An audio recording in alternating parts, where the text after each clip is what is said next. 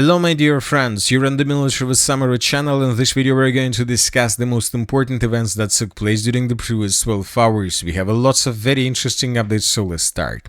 Several days ago, the President of the United States of America asked a very simple question: whether the Russians and the Ukrainians are ready to settle the conflict. And he promised that he would wait for an answer to this question until the 27th of November of 2025. And right after this question was asked, the president of Ukraine went to Europe, where he had meetings with Macron, where he spoke with Starmer, where he spoke with Friedrich Merz. And the most important, that Zelensky, during his trip through Europe, managed to get support. He managed to get the situation when Europeans and the NATO countries promised him that they would continue supporting Ukraine even if the United States of America will stop doing this, and even if the United States of America will stop sharing with intelligence information. And when Zelensky returned back to Ukraine, he was confident that Ukraine can continue the war with the Russian Federation and that Ukraine will get money, will get arms, will get weapons. And due to the fact that he has become confident, the Ukraine and the Ukrainians and Ukraine itself gave the answer to the President of the United States of America, to Donald Trump. The war will end when Ukraine returns Crimea. This statement was made by the Speaker of the Verkhovna Rada of Ukraine. So this is Stefanchuk. He is the Speaker of the Verkhovna Rada of the Parliament of Ukraine.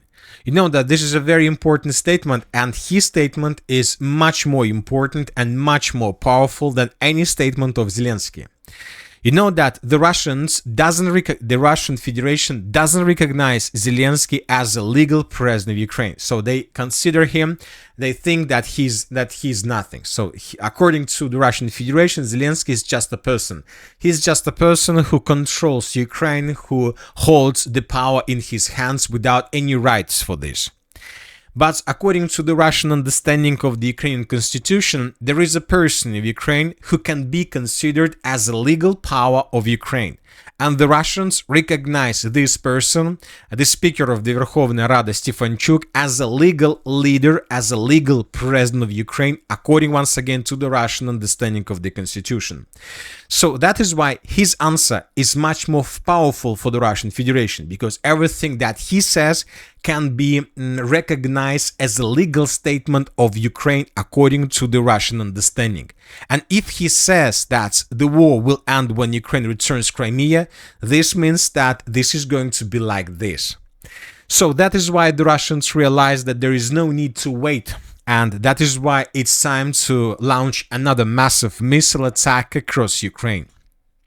During the previous night between the 24th and the 25th of November of 2025, both the Russians and the Ukrainians attacked each other with hundreds of drones and dozens of missiles. This morning, pro-Ukrainian sources for some reason haven't published any map where we might see the approximate roads of Russian attacks. Maybe this map will be published by the evening of the 25th of November of 2025, and then we will discuss everything in details. But as for the current article, we see that Russians used almost 500 air vehicles, including drones and missiles. The Russians were attacking the city of Kiev, according to information we have. So this is the video that came from the city of Kiev, and here we can see a very heavy explosion somewhere in the central part of the city.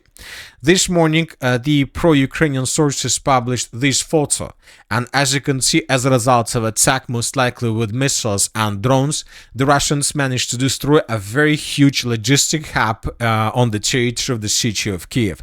So something big was destroyed, as you can see. Furthermore, the Russians were using cruise missiles, ballistic missiles, drone missiles, and hypersonic missiles. Ukraine at the same time attacked the city of Novorossiysk and the city of Krasnodar. So Ukrainians were attacking the southern part of the Russian Federation. So for example, in this video we can see how a Ukrainian drone attacked a building. So very heavy explosion, as you can see. Furthermore, the Russians were attacking the territory of Ukraine from the area of the city of Novorossiysk using cruise missiles, Caliber missiles. So most likely Ukrainians were trying to attack Russian ships, probably, with the purpose not to allow them to launch Caliber missiles across Ukraine. So this is the moment when Russians were launching missiles with the purpose to damage some objects of critical infrastructure through Ukraine. Furthermore, and another important video, very interesting video, was published from the city of Krasnodar. We haven't seen anything like this from the Russian side. We have seen videos of this side from Ukrainian side when using missiles and probably different types of guns. Ukrainians were trying to bring down Russian drones, but we haven't seen anything like this from the Russian side. And in this video, we can see how Russian air defense systems were trying to bring down Ukrainians' drones and Ukrainian missiles that were trying to hit targets across the southern part of the Russian Federation. Furthermore, according to information we have, the Russians attacked the Odessa region. As for this region, the sources are saying that Russians attacked a power plant. So as of now, it's very difficult to understand what exactly the Russians destroyed, but the sources are saying that 4 arrivals at the thermal power plant in the Peresip district of Odessa. So some sources stated that 3 power plants were attacked by the Russian Federation during the previous night. So once again, and the main problem is that by the morning of the 25th of November, we haven't received almost anything when talking about different videos and pictures of consequences of attack. So Ukrainians are trying to hide the signs of the damage that the Russians managed to deal. The Russians, of course, are doing the same.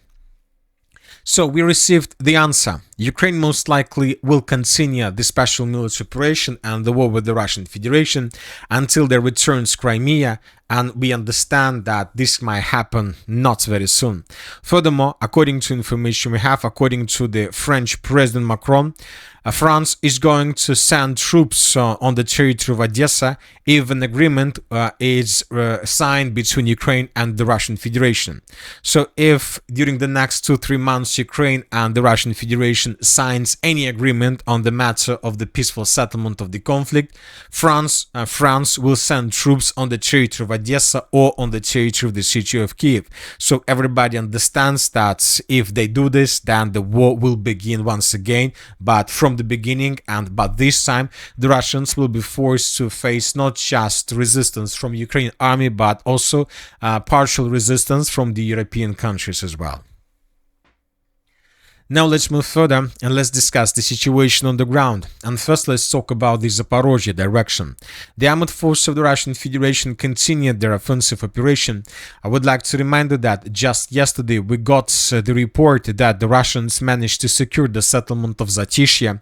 This video was published by the Group of Forces East, and here we can see how exactly Russians were raising their flags across the settlement. And today we got report that the Russians, as you can see, managed to improve their position significantly in the eastern part of the city of Huliaipole, and several neutral mappers stated that Russians managed to capture these farms on the most eastern part of the city. So currently the distance between edge positions of the armed forces of the Russian Federation and the city of Huliaipole is already 0 kilometers. The Russians entered the city of Huliaipole, and currently there are very heavy clashes for this settlement. And the Russians are saying that most likely Ukrainians will not be able to show any resistance, and most likely Ukrainians would be forced to fall back under the pressure of the armed forces of the Russian Federation.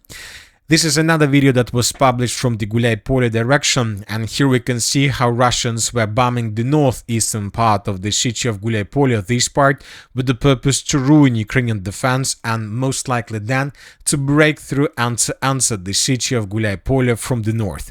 So the clashes are underway. Most likely Ukrainians will not be able to hold the city for a very long period of time. Now let's talk about the city of Pokrovsk. During the previous 24 hours, we received additional changes and very interesting episodes worth our attention. As for the city of Mirnograd, the Russians continue tightening the news around the positions of the armed forces of Ukraine. This is the situation by the end of the 24th of November, and this is the situation by the beginning of the 25th of November. As you can see, Russians improve their positions along the railways. The Russians are trying to cut the most southern part of the Mirnograd Cauldron. Furthermore, the Russians began advancing in the direction of the settlement of Svetla through the village of Rovna. So the news is tightening. The Ukrainians are getting probably closer and closer to the central part without any chances for further evacuation. At the same time, very interesting video we received from the most northwestern part of the city of Pokrovsk, and let's discuss this video in details. So this is the video from the most northwestern part, and here we can see how Ukrainian soldiers were entering the city of Pokrovsk. I'm not sure, and you know that as for now it's very difficult to understand whether we need to adjust the map or not. This video was published just today. Here we can see how Ukrainian soldiers were entering the city of Pokrovsk through its northwestern part. I would like to remind you that during the previous days, pro-Ukrainian sources reported that as a result of offensive operation, the Ukrainians managed to stabilize the situation along the city limits of the city of Pokrovsk, especially in its northern part, and now we see how Ukrainians are entering the northwestern part of the city. So as of now, we don't know for sure whether the video is a fresh one or this is an archived video, so that is why we are going to wait a bit. We're going to wait for additional clarifications, additional proofs, but if we find out that the video is fresh, then of course we will adjust the map and we will color everything back in Ukrainian favor, especially in the northwestern part of the city of Pokrovsk. As for the Shakhovo pocket, during the previous 24 hours, the Russians improved their positions in the area of the settlement of Zatishek. This is the situation by the end of the 24th, and this is the situation by the beginning of the 25th of November. Furthermore, the Russians continue advancing in the direction of the settlements of Sofiyivka and Toretskaya. During the previous night, as you can see, additional changes on the ground were recorded. Just yesterday, the Russians finished the battle for the settlement of Shakhovo, and now Russians begin the battle for Sofiyivka-Toretskaya. Ukrainians are trying to stabilize the situation by sending additional vehicles, additional reinforcements and reserves, but Russians destroy everything that enters the Shakhovo kill zone. Now let's talk about the Siversk direction and the Liman direction. During the previous 24 hours, during the previous 12 hours, we received huge changes on the ground. So this is the city of Siversk, and this is the situation by the end of the 24th of November. According to different sources, according to different mappers, military experts and geolocations, the Russians managed to improve their positions significantly to the east of the city and in the northeastern part of the city itself. The Russians, as you can see, managed to capture this dense network of the fortifications to the city, to the east of the city, and Russians managed to enter the northeastern part of the settlement.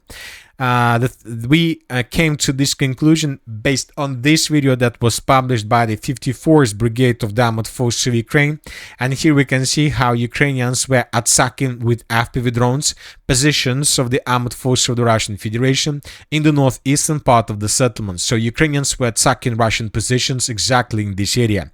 Based on this video, we came to the conclusion that currently up to 30% of the city of Siversk is under complete control of the Armored Forces of the Russian Federation, and most likely in coming days the eastern part of the city will be captured by the Russians completely.